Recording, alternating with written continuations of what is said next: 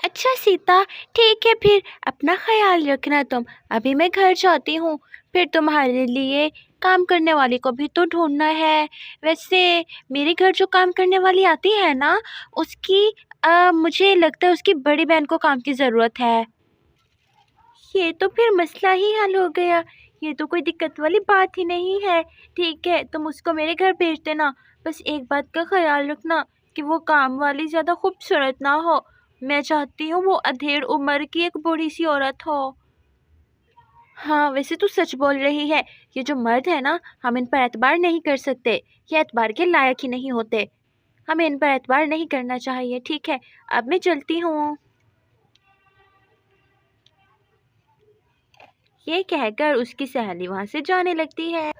अरे, अब तो मानो जैसे मेरी सारी टेंशन ही ख़त्म हो गई। अरे, तुम क्यों खुल गए हो? बंद हो जाओ। अब तो काम करने वाली भी आ जाएगी। बस वो अधेड़ उम्र होनी चाहिए, ज़्यादा खूबसूरत नहीं होनी चाहिए। मेरे घर को देखकर तो चकरा कर ही रह गई थी। उसे तो मेरा घर बहुत ही पसंद आ रहा था। क्यों ना आए मेरा घर पसंद, मेरा घर है ही इतना सुंदर। अब मैं जाकर थोड़ी देर आराम कर लेती हूँ।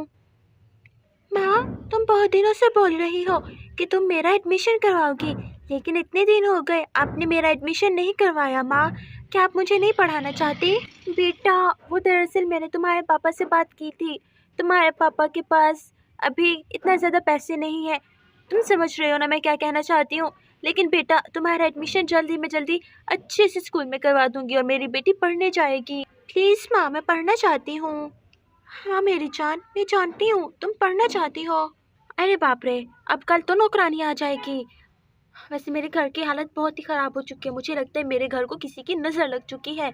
अब मैं करूँ तो आखिर करूँ क्या? मुझे तो कुछ समझ नहीं आ रहा। मुझे शॉपिंग पर भी जाना था। दैया रे दैया, इतने सारे काम करने हैं, मैं क्या क्या करूँगी? Oh my God, just oh my God. अच्छा ठीक है, ऐसा करती हूँ, अभी मैं अपने बच्चों का ख्याल करती हूँ। मेरा चंदा बेटा, मेरा सूरज बेटा, कैसी हो तुम दोनों मेरी जान? आज तो मम्मा ने तुम दोनों से प्यार नहीं किया।